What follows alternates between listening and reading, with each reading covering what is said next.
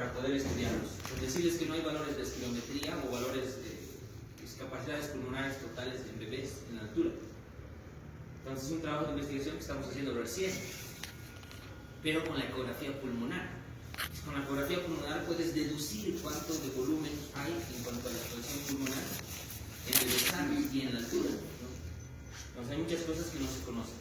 Ya si el artículo sale para el siguiente año, yo la teórica ya les presentaré los resultados, ¿no? Desde bebés en la altura tienen estas capacidades y volumen. Esto era importante, les mencionaba, por muchas razones. De forma matemática, vamos a ver cuál es la importancia de saber estas fórmulas. El volumen minuto respiratorio, aquí pueden salir n fórmulas, ¿no? El volumen corriente, partamos de que el volumen corriente es de coeficiente 500, ¿no? Como dicen los 500 mililitros. Sabemos que es más o menos, sabemos con cuánto de peso ustedes lo pueden calcular. Y obviamente estos son los ejercicios, yo les daré el peso también, el sexo del paciente, ¿no? Ustedes calculen realmente con un volumen corriente adecuado según el peso. Y la frecuencia respiratoria. Entonces, ustedes solamente reemplazan esto. Habíamos visto 500 por 20. Hemos visto que en un minuto podemos mover 10 litros. 10 litros de aire. Eso es el volumen minuto respiratorio. Es como el gasto cardíaco. ¿Se acuerdan que era el gasto cardíaco? El movimiento del volumen en un determinado tiempo, ¿no? El volumen del movimiento. Eso es como hablar un gasto cardíaco. Esto es más o menos, no es algo similar, pero se va a entender cuánto de aire movemos en un minuto. Ahora, la pregunta es, todo este aire que está aquí, ¿se intercambiará? O sea, todo el aire que ingresa al 100% se intercambiará, porque sabemos que hay una zona de conducción, que es el espacio muerto anatómico, que iba del número 0 al número, me trata de un examen, ¿no? De ahí, por ejemplo, y para poder otra vez devolverlo a la atmósfera. Entonces, ¿se intercambiará todo ese aire? Es la pregunta. Y eso nos da la respuesta, el volumen minuto alveolar. Ya no es volumen minuto respiratorio, sino el volumen minuto alveolar. Es decir, cuánto de este aire ingresa a los alveolos para ser intercambiado y cuánto se devuelve. Ese es el volumen minuto alveolar. Cuánto de aire intercambiable, si vale el término, realmente llega hasta los alveolos. Y para eso vamos a esta fórmula y es necesario despejar algunas variables. Frecuencia respiratoria ya la sabemos, vamos a hacer un ejercicio después. Volumen corriente, ponte que tenemos un espirómetro y sabemos exactamente el volumen corriente, teóricamente sabemos, podemos calcularlo con el peso también. Y el espacio muerto fisiológico. Entre el espacio muerto fisiológico, y eso es otro término, ya no estamos hablando del espacio muerto anatómico. El espacio muerto fisiológico dice que va a ser igual a EMA más EMAL. Significará espacio muerto anatómico más espacio muerto alveolar. Entonces, conozcamos un poco más de estos. El espacio muerto anatómico, dice, son las vías de conducción. Y estando aquí la respuesta, ¿no? Estando aquí la respuesta del 0 al 4, me dicen. Estando aquí la respuesta. Esa vía de conducción es del 0 al 16 en la nomenclatura numérica, ya de división dicotómica, de todo el árbol bronquial hasta el alveolar. Ahora, hemos entendido que estas vías no se intercambian, porque si no se llamaría vías de intercambio, ¿no? Las que respiraban. Había vías de conducción y vías respiratorias. Entonces, la vía de intercambio o de respiración van a corresponder desde los bronquiolos respiratorios hasta el alveolo, hasta los arcos alveolares. Entonces, ¿cómo podemos calcular el espacio muerto anatómico? Sabemos que 150 mililitros por teoría que nos da la referencia bibliográfica, el GAICO. Pero podemos calcularlo según tu peso. A ver, para no ir lejos, digamos, una mujercita que nuestro término medio estará pesando 50, me imagino, o 54 por 2. 108 es tu espacio muerto anatómico. Ahora un varón alto de esos grandes están con unos 70, que pesarán, no sé, 70 kilogramos, ya estarán a los 140 más o menos, ¿no? Alguien más grande llegará a los 150, es decir, que podemos calcularlo por el peso. Ahora, este espacio muerto anatómico es ese aire que está en las vías respiratorias, vale decir en este dibujito, en todo lo que está desde la nariz, todo lo que es la faringe, hasta los alvéolos aquí que se dividen en unos son respiratorios. Es decir, todo ese aire que ingresa no se va a intercambiar. Por eso se llama espacio muerto anatómico. Es decir, todo eso que ingresó, al final se va a devolver a la atmósfera. No será igual, obviamente, ¿no? Porque va a estar más calientito, va a estar filtrada por tus mocos, va a estar un poco más humidificado, más aclimatado el aire, sí. Y ese es el aliento que hacen ustedes, ¿no?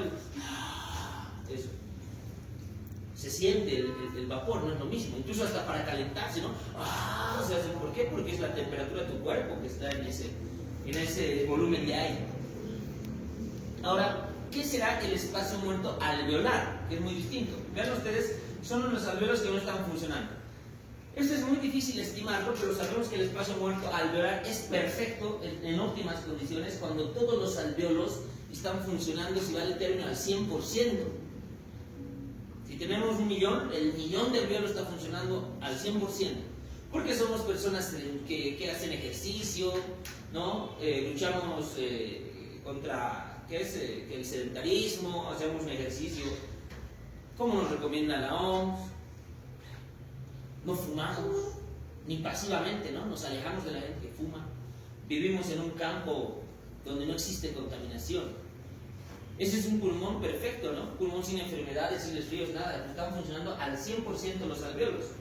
Sin embargo, ¿qué pasa cuando estos alveolos, por alguna razón, por ejemplo, aquí el espacio muerto fisiológico, ¿qué es el espacio muerto alveolar? Es cero, ¿no? Es cero el espacio muerto alveolar porque no hay ningún alveolo que no esté intercambiando, ningún alveolo que esté enfermo, ningún alveolo que esté tapado con hollín o con smog de la ciudad. En cambio, ¿qué pasa con estos otros alveolos? Este saco alveolar tiene tapado de moco, por una neumonía, por ejemplo. Entonces, el espacio muerto alveolar será mayor en este caso, va a ser mayor, porque hay más alveolos que no funcionan y no intercambian, pues están tapados de moco. También puede deberse a personas que fuman, están tapadas de hollín, por ejemplo, están tapadas de toda la nicotina ahí, sus alveolos, de paso algunos ya rotos, ¿no? Tienen pequeños enchemas. No estará al 100% en personas que vivimos en las ciudades donde hay constante contaminación. Ahora, contaminación no solo es el comburente de los hidrocarburos, sino los metales de los motores que se estarán quemando, por eso tienen tiempo de uso. Pero aquí hay autos desde, no sé, hasta parece que desde la guerra del Chaco siguen funcionando, ¿no? Micros están ahí quemando no solamente el diésel, ahora tienen gas, sino esos metales del motor que ya están fuera del rango de uso, y todo eso pues nos está haciendo daño a los pulmones. Entonces, esto estará obstruido en personas sedentarias también. Si yo tengo 1 millón, un número hipotético para que me entiendan, de alvéolos, y si mi única función en la vida es, no sé, despertarme, estudiar, comer un poco, caminar un poco a mi curso, volver a estudiar, no dormir, tal vez defecar, ¿no? No necesito 1 millón de alvéolos, no hago actividad física. Entonces, no estarán funcionando mis millones, estarán funcionando 100 alvéolos para poder hacer la actividad que yo necesito.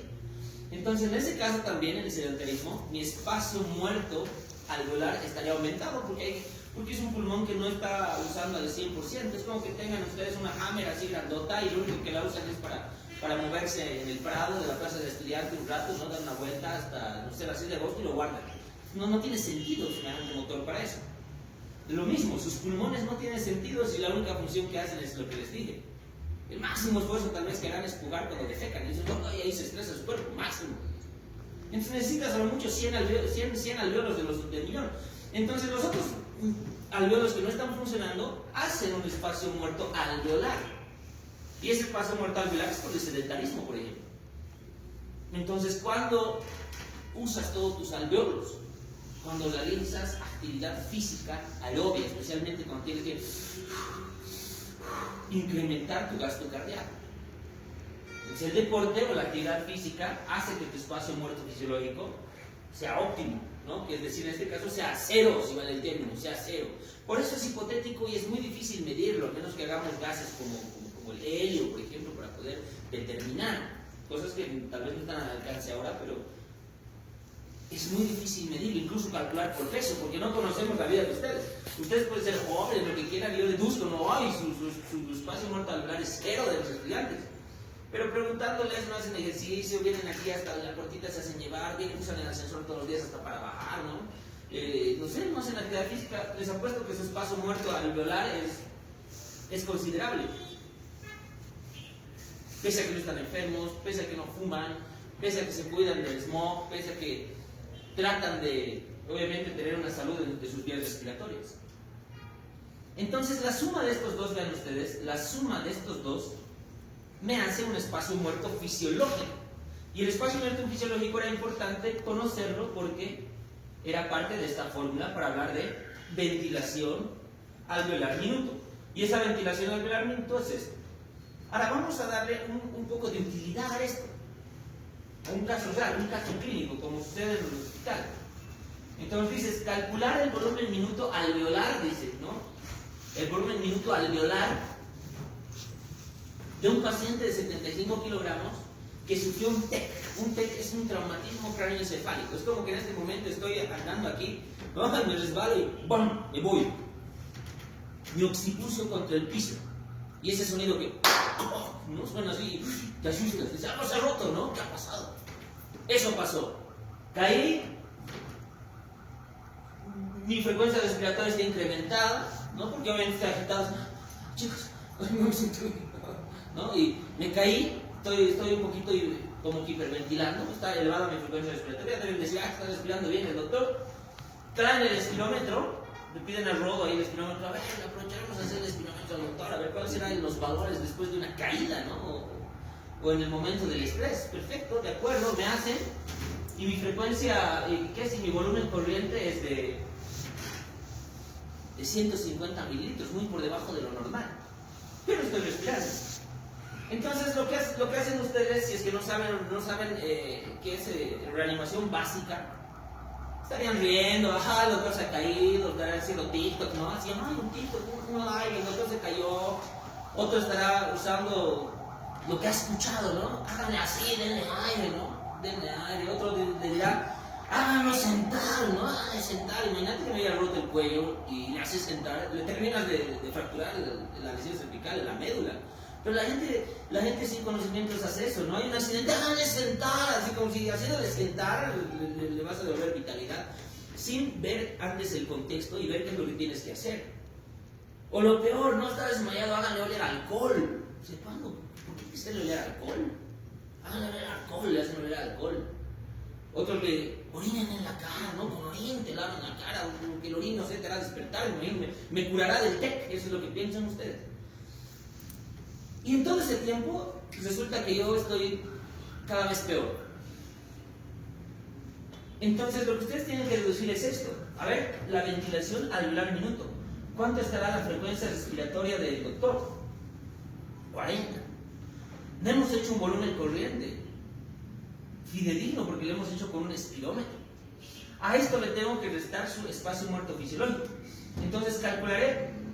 Sé que el espacio muerto fisiológico era igual a la suma del alveolar más el espacio muerto anatómico. Entonces calcularé su espacio muerto fisiológico. 75 por 2 era la fórmula, ¿se acuerdan? Entonces mi espacio muerto anatómico es 150 mililitros, como dice la teoría, porque ese es relativamente el peso. Entonces 40 por, este es el espacio muerto fisiológico, 150 menos. Ahora, aquí no estoy considerando mi espacio muerto alveolar, por ejemplo. ¿Por qué no estoy considerando mi espacio muerto alveolar para sumarlo? Porque estoy deduciendo lo mejor. Digo, no sé, el doctor le gusta atlético, ¿no? Tiene buenas curvas, está atlético. Parece que viene a pie desde, no sé, desde el estadio cada mañana temprano. Creo que no fuma, ¿no? Luce nomás medio joven, no le veo con neumonía, entonces parece que se cuida, parece que todo lo que haga lo aplica. Entonces, debe funcionar todos sus alveolos, le daremos ese beneficio de la duda. Por eso aquí no le sumé el espacio muerto alveolar. Imagínate que le sume el espacio muerto alveolar, sería menos, ¿no? Ya, tal vez esto sería, si lo sumo sería 300. En este caso, lo único que voy a hacer es esto, miren, 150. Ahora, volumen corriente que era 150 menos el espacio muerto fisiológico que era 150 me da igual a 0. 0 por 40, 0. ¿Qué significa eso?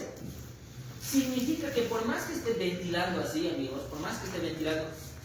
Ay, chicos, me he caído, no me siento bien.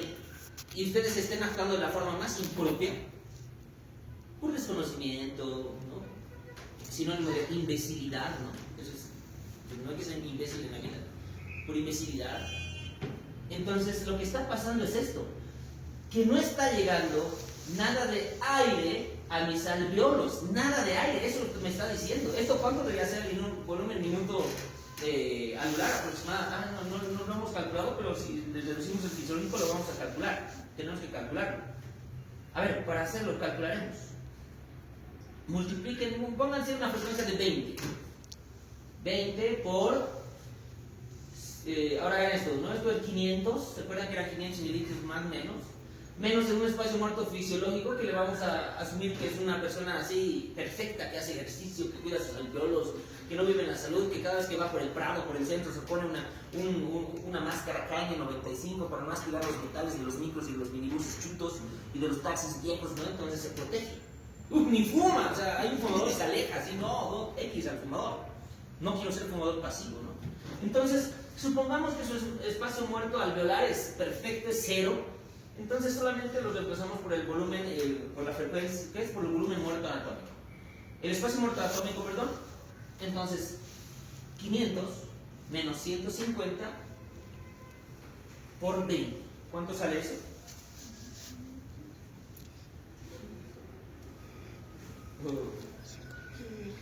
Sí, 500 porque es mi volumen corriente, menos 150 que es mi EMA nada más, porque no estoy considerando alemán, me sale 7000, es decir, 7 litros. ¿Cuánto era el volumen minuto respiratorio? El volumen minuto respiratorio, 10 litros, ¿se acuerdan? Pero de estos 10 litros, solamente 7 litros son los que llegan al alveolo. Ese es mi valor, digamos, entre los rangos normales. Ahora, ¿qué pasa con mi situación? Volvemos al TEC. ¿En cuánto está? Está en 0. Eso significa que me estoy asfixiando, compañero, me estoy asfixiando delante de sus ojos. ¿Y qué es lo que tienen que hacer si ustedes lo dicen? Claro, uno dice, ay, no, está agitado, tranquilo, está ventilando. Lo que menos piensas es en el pulmón, ¿no? Tú debes pensar en el cerebro. Ay, no, su cabecita, ¿cómo estará? ¿Cuántos dedos ves, no? ¿Quién eres? ¿No? De rato quieren hacer, ni siquiera saben la escala de Glasgow, por lo menos para poder hacer una buena interpretación. Se hace una escala de Glasgow si ustedes quieren hacer una revisión rápida del sistema nervioso, ¿no? La clase, ¿qué fecha es, no? ¿Cuántos dedos ves? ¿Quién soy, no? Y eso me asustas, digamos, me haces preguntas cerca. Entonces, lo que tienen que hacer ustedes es inmediatamente llamar a un personal entrenado para que me ingresen a terapia intensiva. Porque si en 3 minutos no hacen algo, mi cerebro, sin oxígeno, va a empezar a lesionarse y voy a tener secuelas, a lo mejor una muerte cerebral. Qué triste, ¿no?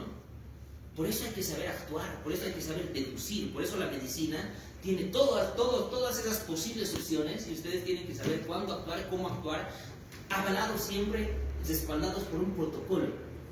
Y todo eso lo van a ir aprendiendo, ya lo deben aprender. La reanimación básica, eso es, debería ser requisito para que ustedes entren a la facultad, ¿no? Como en esos países, debería ser un requisito que tú hagas voluntariado en algún centro de salud de primer nivel o hagas voluntariado de primeros auxilios en los bomberos o en la Cruz Roja. Debería ser un requisito para saber si te ha interesado el tema de la medicina de que estabas en colegio, por ejemplo. Una sugerencia personal. Entonces, ya saben qué tienen que hacer, pues amigos. Estoy mal, estoy re mal.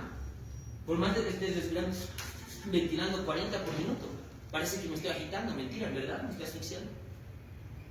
Me estoy asfixiando porque no está llegando absolutamente nada a mis alveolos. Debería ser 7 litros, está en 0. Ese paciente necesita ventilador mecánico. Necesita conectar un ventilador para que sustituya lo que está pasando en mi pulmón. Y cuando veamos la regulación van a ver por qué pasa eso cuando tienes un golpe, por ejemplo. Uno dice, no, pues ahora se ha golpeado, ¿por qué dejas respirar? Tiene sus porqués. Entonces habíamos visto que hay diferentes escenarios, vuelvo a reiterar esto, el oxígeno no varía en ninguna parte del planeta, ustedes ven aquí la fracción de inspiración de oxígeno, ven también las distintas presiones barométricas o atmosféricas, ¿no? Con esta unidad, porque ahí también en torrenciales lo pueden hacer, ¿no? En atmósferas, pero nos interesa saber esta nada más, ¿no? 3.600, 495 milímetros de mercurio, según el IVA, aquí en la ciudad de La Paz, Bolivia, 3.600 metros sobre el nivel del mar. En la costa, 760. ¿Eso para qué nos sirve? Para poder también entender, y eso va a ser el punto de partida para que conecten con las clases de la doctora Rollano, por ejemplo. Ahora yo les pregunto, sé cuánto de aire entra aquí. Ya sé cuánto de aire en un minuto, sé cuánto de aire a mis alveolos, pero ahora, ¿cuánto de oxígeno, no estoy hablando ahora de aire, cuánto de oxígeno llegarán a mis pulmones para hablar de un gradiente, ¿no? Para empezar a hablar del gradiente, ahora sacaré el primer valor de importancia. Entonces, para eso puedo recurrir a las presiones parciales de oxígeno, o en este caso la presión inspiratoria de oxígeno. Veremos esto. ¿Cuánto de oxígeno requieren sus alvéolos? Con estos valores que ya hemos visto. Entonces, la presión inspiratoria. La presión inspiratoria de oxígeno va a ser igual a una regla de 3. En la costa, por ejemplo, 760. 20, ¿no? Puedo redondear a 21, otros puedo hacer con 20.04 también para ser más precisos, pero va a variar mucho. Entonces tú haces 20 por 760 dividido entre 100. Lo mismo tú puedes hacer con el valor de la altura, ¿no? Para ver que es distinto. En la altura, con 450 de presión barométrica, tendrá que salir diferente valor. ¿Qué no varía aquí? La concentración de oxígeno. La fracción inspiratoria de oxígeno, es decir, el FiO2, no varía en ninguna parte del planeta, pero sí variará la presión atmosférica. Entonces la presión atmosférica como variable sí va a hacer algunos cambios. Miren ustedes la diferencia. Entonces la presión inspiratoria en la costa no es la misma que la presión inspiratoria de oxígeno en la altura. Miren la desventaja con la que ya nacimos nosotros. Con esa desventaja nacimos. Es decir, que al que esté en la costa, por cada ventilación le entra una presión de 152 de presión inspiratoria de oxígeno. Y a nosotros nos entra 90. A esto se tiene que restar todavía para que vayan ustedes ya dañando, van a ser con todo Rollano. Esto no es una cañería seca y fría y óbrica, ¿no? Todo esto tiene una función que las vamos a conocer ahora. Decibles. Humidificar, por ejemplo. Humidificar, aclimatar, atemperar, filtrar. Este aire que ingresa aquí es de calidad, compañeros. Este es un aire de calidad. Está a menos 1 grado de todo el cuerpo. Y eso lo hacen las vías superiores. Porque el aire puede ser bien deleterio. El aire, por ejemplo, dejan una carnecita ustedes, una carnecita ahí. ¿Y cómo va a estar la carnecita mañana? Así rosadita, bonita, con su hemoglobina, así, belleza va a estar. No. Está seca, está deshidratada, ¿no? Está deshidratada. Eso pasa constantemente con nuestras vías. Por eso es importante la hidratación. Por eso es que en el frío sienten que se les fisuran los labios, ¿no? Por eso es que sienten que hay lesiones en la nariz en nuestro ambiente cuando cae el invierno. Y como se rompen nuestras membranas de defensa, que son nuestra primera defensa, se desquebrajan nuestras mucosas, los virus ingresan más fácilmente, ¿no? Porque se venció nuestra primera barrera. Entonces, por eso los resfríos incrementan en invierno, por eso incrementan los resfríos. Entonces, hay muchas cosas que podemos hablar, casi no voy a otro. Entonces, vean ustedes, ahora ya hemos hablado de estas cosas, ahora vamos a hablar de las funciones de las vías respiratorias. Es muy importante que ustedes conozcan estas. Por ejemplo, vamos a conocer la tráquea, bronquios y bronquiolos en cuanto a sus funciones. Recordemos nosotros que parte de estos tienden al colapso, muchos de ellos, excepto algunos tal vez. No sé por qué me están mandando una foto de popó, pero no llegan popós en mis fotos.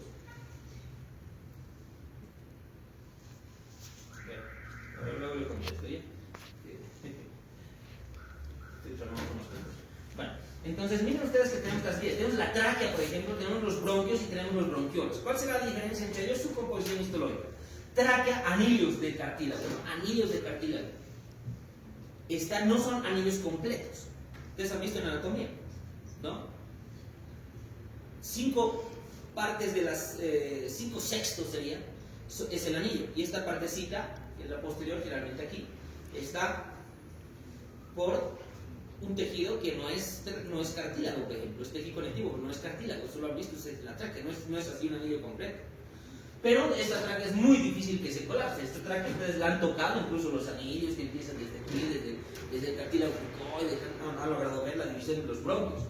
Ahora, los bronquios también tienen anillos, los bronquios sí forman anillos, hasta que llegan a los bronquios segmentarios. Pero después, cuando se llaman bronquiolos, estos ya pueden colapsarse, porque los bronquiolos tenían fibras musculares también, es decir, ya no tienen el cartílago así, sino que tienen músculo liso, entonces van a estar colapsados algunas veces, abiertos algunas veces, dependiendo cuál va a ser el estado que tengo. Y esto va a depender de quién, de la presión transpulmonar. ¿Y cuál era la presión transpulmonar? ¿Se acuerdan ustedes?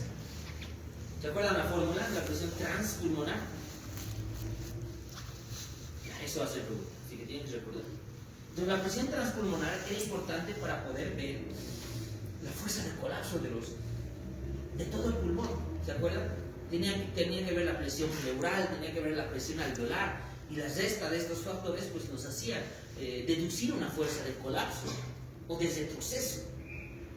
Entonces, esto va a colapsar y va a depender obviamente constante en esta presión. Además que su luz es 1.5 mililitros ya de estos bronquiolos. Es re chiquitito, 1.5, imagínense la alveolita.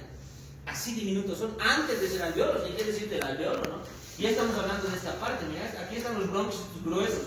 Los bronquiolos ya son estas cositas de aquí, es un bronquiolo y se colapsa. Ni qué decir un bronquiolo respiratorio más chiquito.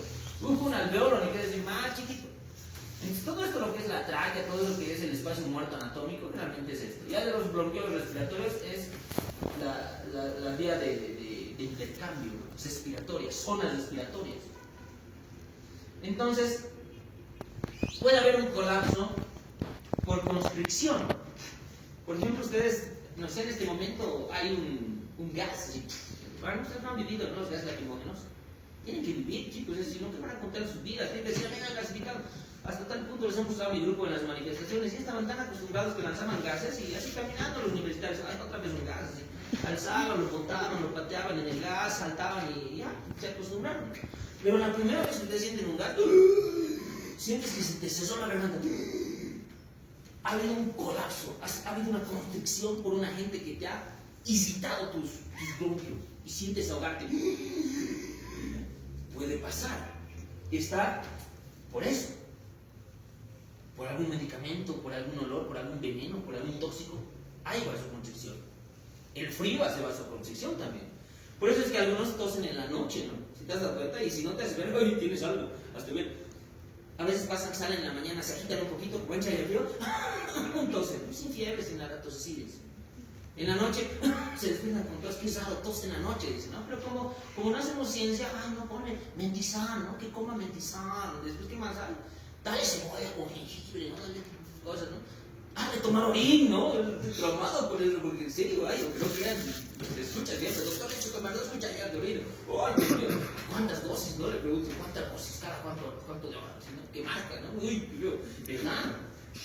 No, me van a creer, vas a ver, van a decir los mentirosos, siempre van a escuchar eso, ¿no? Y ahora, en el siglo XXI, ¿no? Es verdad. Les pasa eso en las noches, por ejemplo, porque hay una vasoconstricción. El edema puede ser por diferente edema, puede ser por una neumonía, por ejemplo, puede ser por la neumonitis, una inflamación, puede ser cuando uno inhala CO2 y hay edema en las paredes, o el moco acumulado, cuando hay neumonía, por ejemplo. Cuando hay neumonía uno está ventilando más rápido, necesita oxígeno prácticamente por esto, porque hay un colapso de las vías respiratorias, en este caso de los alveolos. Y la diferencia, ven ustedes, aquí su tercio era músculo liso, y aquí todo es músculo liso, es la diferencia entre los bronquiolos y las vías aéreas más gruesas como la tráquea. También responden a esto. Como es músculo liso, responden al simpático y el parasimpático. Entonces, ¿qué era el simpático? El simpático hacía, han visto el neuro, el simpático es cuando ves a alguien simpático, midriasis, ¿no? Abres tus pupilas para ver mejor, porque es simpático, ¿no? ¿Qué más pasa? Tu corazón se acelera, ¿no? ¿No? Está viniendo el tiempo lleno.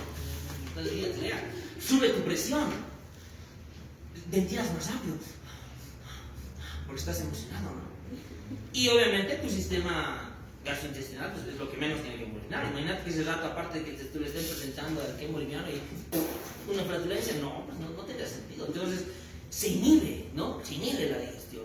Hay más fuerza en los músculos, que es más irrigación. Entonces, tu postura que estaba así, hola, ¿no? Es distinto. O las mujeres, hola, ¿no? Se dice, hola, ¿no? Empieza así a ponerse porque es más tensión en los músculos, porque estás listo para la acción. En cambio, el parasimpático, cuando nadie te ve el parasimpático haces miosis, tu frecuencia baja, estás ahí descansando, incluso te echas porque tus músculos no tienen fuerza. Y es el mejor momento para digerir y cuando nadie te ve, ¿no? Un pedito de mujer, ¿no? Eso es así. Pasa. Eso es lo que hace el parasimpático. Entonces, todo eso también tiene que ver en el pulmón, por ejemplo. No se olviden que el sistema vegetativo es para luchar o morir, o para huir. Es un sistema de vida o muerte. El simpático se activa en situaciones como les ha pasado una vez, cuando les han debido asaltar alguna vez. ¡Wow! Ese rato, tu corazón ves bien para ver dónde vas a escapar, dónde vas a pelear, o dónde vas a tocar el cadáver del que te está molestando, ¿no? Tus músculos se sigan más para la fuerza, para correr o para luchar. Empiezas a ventilar mejor. Ventilas mejor porque sabes que va a haber algo aquí. Va a haber una acción, vas a luchar, te vas a enfrentar a alguien por riesgo de vida, o vas a emprender la huida brutal. Eso pasa en el simpático. Por eso la irrigación de todo el sistema, en ese rato no vas a decir, ay, mi pizza, tengo hambre. No, ese rato, ¡bum!, se inhibe todo. La sangre va a los músculos, a los pulmones, al cerebro, para que hagas indiasis, piensas mejor cuando hay acción. Porque tienes que pelear de por vida o huir por vida. Tienes que huir o tienes que pelear. Ese es el simpático. Y el parasimpático es cuando estás con las funciones basales, digestión y otras cosas, ¿no? Entonces, ¿también afectan esto? Sí, miren ustedes. Por ejemplo, el simpático, la adrenalina, hace vasodilatación. ¿Qué es vasodilatación en los bronquios? El parasimpático, lo contrario, hace constricción de los bronquios. Y pasa que algunas veces, cuando hay exceso de acetilcolina, que va a hacer vasoconstricción en algunas enfermedades, por ejemplo en el asma, o por ejemplo, no sé, en un síndrome de hiperactividad bronquial. Se cierra el bronquio, estás tosiendo, lo puedes inhibir con atropina, los inhibidores de la atropina. Y eso que te nebuliza, ¿no? Te nebulizaremos con adrenalina, te nebulizan con adrenalina y mejora. ¿Por qué mejora? Porque ha habido una broncodilatación, obviamente por una sinergia con los beta-adrenérgicos. Ahora, hablar de beta-adrenérgicos, van a hablar en farmaco más adelante. ¡Wow! Los aerosoles que tienen salbutamol, ¿no? Los que tienen salbutamol entonces actúan como sinergistas beta-adrenérgicos, entonces por eso hacen una broncodilatación. Bueno, muchas cosas les estoy adelantando. Ya esto te explica muchas cosas de patología, por ejemplo. ¿Ya? Igual una vasoconstricción, por ejemplo, en las alergias. Por eso es importante los antihistamínicos también, por ejemplo, ¿no? Ya esto en el sistema que se hacen los mastocitos y todo, cuando hay realmente alergenos muy fuertes, pueden hacer un espasmo bronquial, como el gas lacrimógeno, por ejemplo, hay esa sensación. Ahora, miren ustedes las vías, qué bonito. Broncodilatación, broncoconstricción. Broncodilatación, broncoconstricción. Mira, constricción, broncodilatación. Broncoconstricción, broncodilatación. Mejor ejemplo que eso no se podía dar. Ahora, no son cañerías como les dije, sino que hay moco. Hay moco constantemente en todo esto. Y el moco está haciendo por las células caliciformes. Tenemos nosotros también diferentes tipos de moco. Usted lo ha visto en histología. Pero este moco que está recubriendo normalmente todo el tracto ventilatorio tiene algunos componentes también. Este moco que lo hacen las células caliciformes, dice esto, las glándulas submucosas también, están siendo movidas, constantemente movemos moco, gracias a estos cilios, de estas células respiratorias, que tienen, dice, miren, 200 cilios, que pueden hacer 10 a 20 movimientos en un segundo, imagínate, deben vibrar así, en un segundo hacen de 10 a 20. Y a eso se lo conoce como golpe de fuerza, es decir, que el moco constantemente se está moviendo en nuestro organismo. Ahora, todo lo que está aquí arriba se mueve, todo lo que está aquí, por ejemplo, se mueve hacia arriba. Se mueve arriba, y constantemente tragamos moco. Y todo lo que está en estas vías respiratorias hacia abajo para expulsarlo. O también para tragarlo, ¿no? Por ejemplo, vean ustedes. Eso, por ejemplo, Es lo que hay constantemente en nuestro organismo, es moco. Ahora me preguntarán, ¿qué tiene que ver el estornudo? Hay que estudiar el estornudo, hay que estudiar la tos, la fisiología de la tos, la fisiología del estornudo. Sabemos que es por una irritación. Algo te hace estornudar, un olor te hace estornudar, un resfrío porque estás irritando el virus te hace estornudar, ¿no? Una vidriza que la estimulas con un pelo te hace estornudar, te hacen oler un polvito, estornudas porque te irritó las vías. Todo lo que te irrita es una defensa. Entonces, ¿en qué consistirán estos reflejos, por ejemplo? Por ejemplo, el reflejo de la tos. El reflejo de la tos tiene como vía, en este caso, aferente al paraneumogastro, que es el vago, de todo lo que está inervando nuestro organismo. Pasa algo y dice al cerebro, le dice, quiero que tú empieces a hacer a tus nervios efectores una prensa hidráulica de manera tal que quiero expulsar 2.5 litros de aire desde el alveolo más recóndito. Miren, a una velocidad de 100 a 160 kilómetros por hora. Ni la flota Copacabana, Translator, Supercama de la carretera llega a eso. Pero sí tu tos. Pues es más veloz que las flotas que van en la carretera. Y eso lo haces con la prensa que hacen obviamente pues tus abdominales y todo eso. Hay un cierre, ¿no? Inhalación. Ventilas. Hay un cierre de la glotis perfecto. Y eso es de los Homo sapiens sapiens. Los animales no tienen la tos perfecta.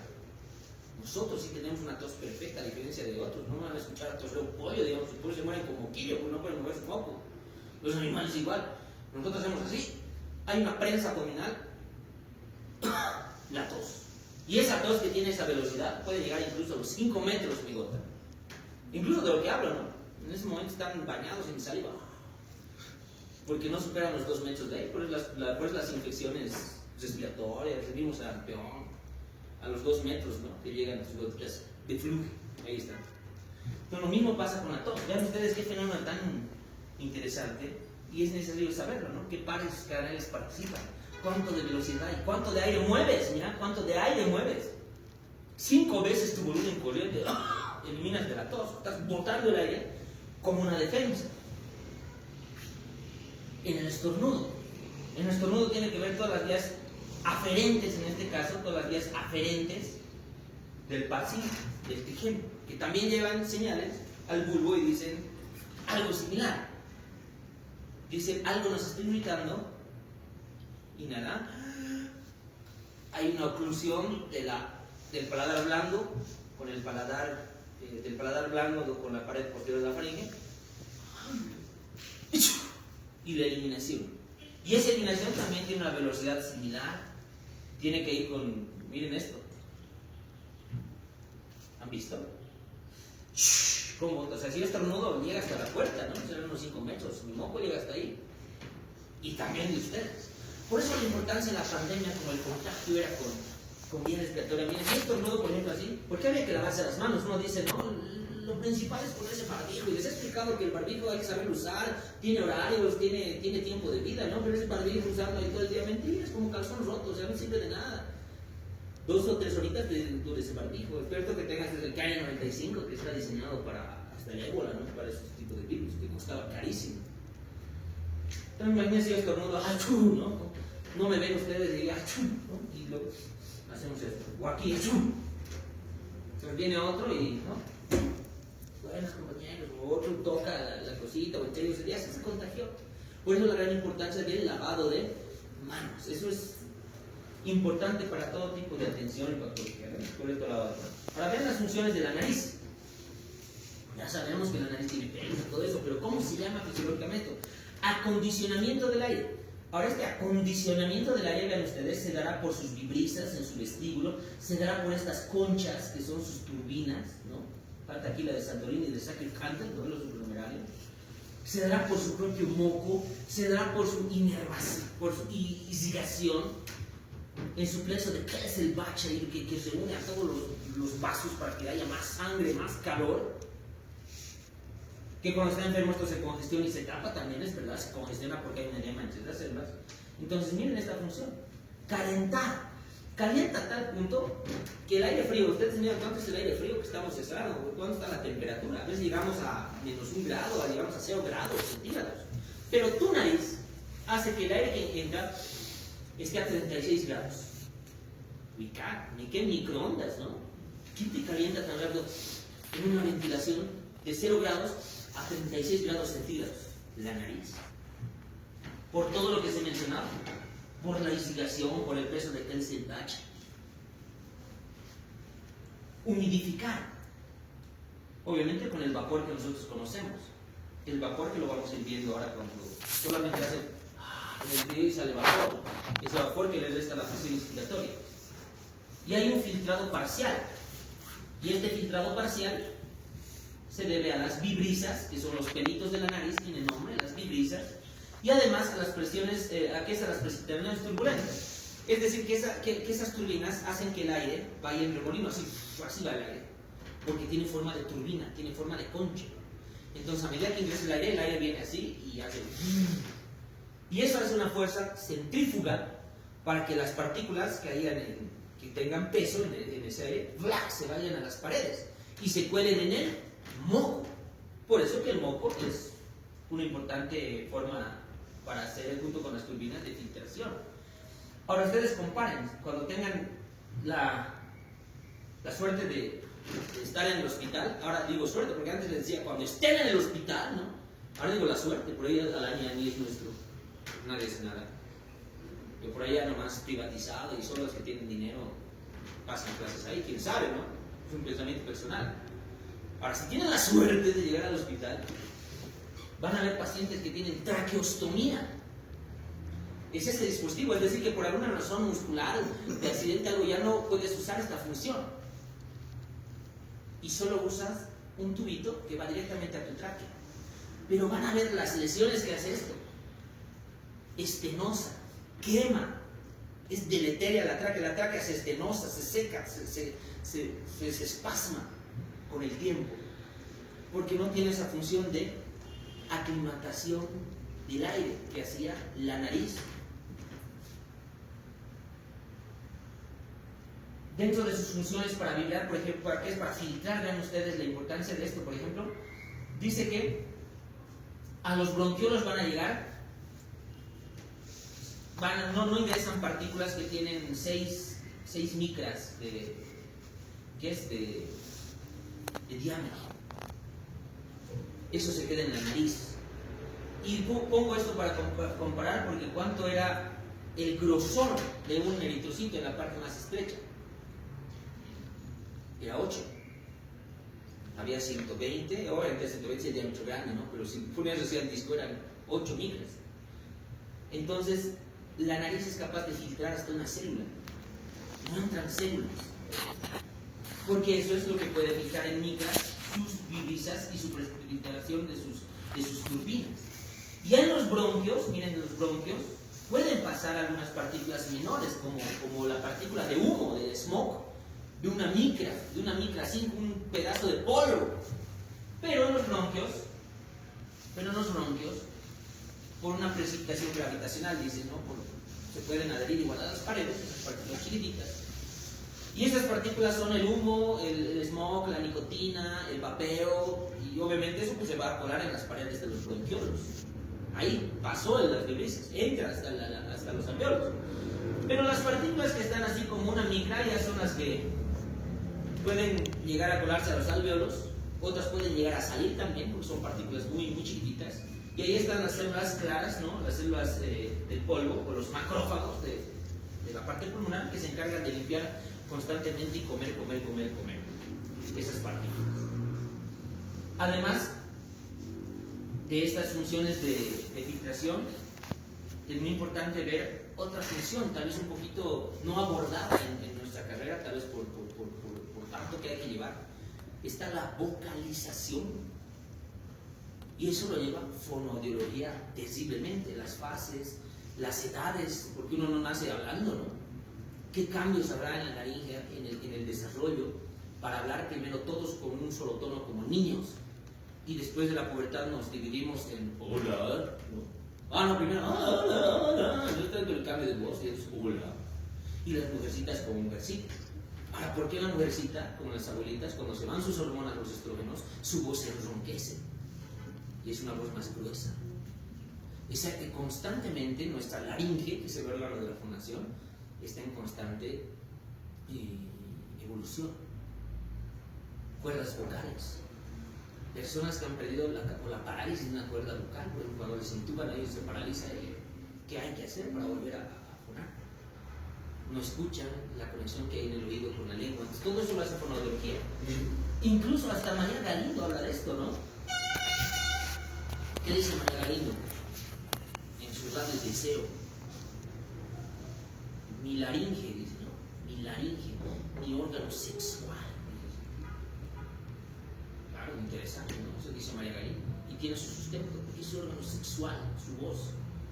Porque con la voz, muchas personas en el mundo con la voz, o sea, la voz es esto, así siempre es la voz. Esta es una resonancia magnética en tiempo real y miren cómo la lengüita con todos sus músculos y cómo con la laringe, que es esta, y estas son las cuerdas vocales.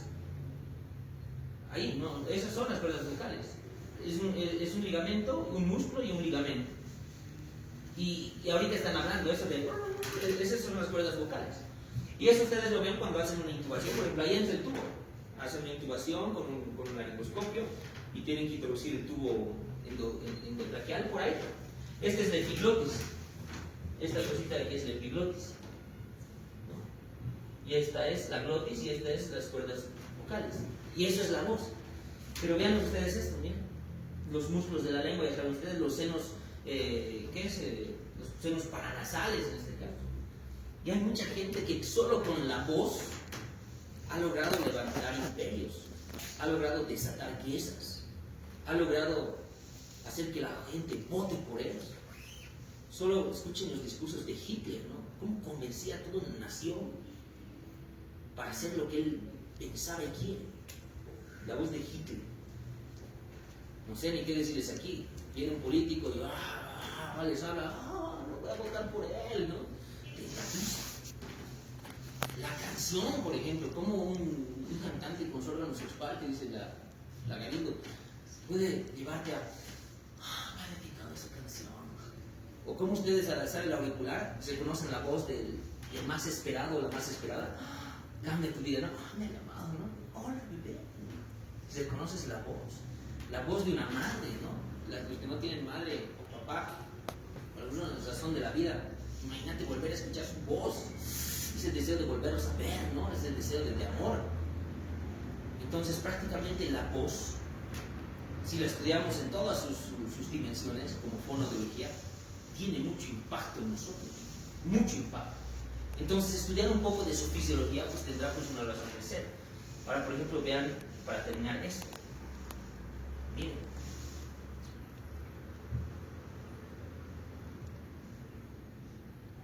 ¿Qué le habrá dicho? Yo quisiera saber, mirar su ojo. Mi día, como un gato le ha llegado. Solo con su voz. Con el susurro que le está diciendo en la oreja. Con estos pliegues vocales, mal llamadas cuerdas vocales. Y con toda la fisiología del movimiento de la lengua, los órganos los resonadores, que son los senos paranasales, y el órgano de la fonación, que es la laringe, como vibrador de estas cuerdas, de estos pliegues vocales, como órgano de la fonación. Ahora, con esto yo creo que me entienden por qué Galindo dice mi laringe, ¿no? Mi órgano sexual, así dice en su radio, ¿no? En su radio documental. Ella lo dice todo. ¿Qué le habrá dicho? A ver, a ver, uno de ustedes logre una midriasis con una palabra nada más. Eso lo vamos a hacer en las prácticas, ¿ya? No te recuerdo en oficio amigo. Quien logra hacer midriano, quien me logra hacer midriasis, así, wow, la nota máxima, ¿no? Mira, ¿qué le dice ahí? Ay, si no, pues tampoco puedo darle nada. Bien, bien amigos. Entonces, con esto quiero terminar. Van a ser 2 semanas que van a abordar con la doctora Argollano. Explótenla al máximo, porque la cátedra está haciendo lo que antes no había, lo que otras cátedras deberían hacer. Están dando fisiología respiratoria un especialista en el pulmón, que es el neumólogo. En mi caso, si bien no soy especialista en neumólogo, pero manejo mucho la terapia intensiva, sé que son los ventiladores, estudio mucho constantemente el hecho de la ventilación artificial. Cuando han hablado de neurología, están los profesores por más reconocidos, neurólogos de gran talla para darles neurología. En nefrología les ha dado Wilder Wilker, un experto en el riñón, por ejemplo, un nefrólogo. Entonces, ahora que van a ver una neumóloga, que antes no había en la cátedra, saquen provecho mucho al tema de espirometría para hacer sus trabajos de investigación, vengan leyendo para hacer preguntas y decir, disculpe doctora, pero ¿cómo se hace esto? ¿Cómo se mueve esto? ¿Cómo lo puedo comparar? ¿Con qué valores le hago? Si en estas tablas no están los rangos, ¿qué tabla nos corresponde a nosotros? ¿Qué valor puedo calcular en el volumen corriente? Porque hay que poner el espirómetro para que sus trabajos de investigación sean bien validados, que ya lo puede hacer, y tengan mayor rigor científico cuando lo vayan a presentar a cualquier revista estudiantil o científica fuera. Bien, amigos, nos vemos conmigo en la última semana de respiración.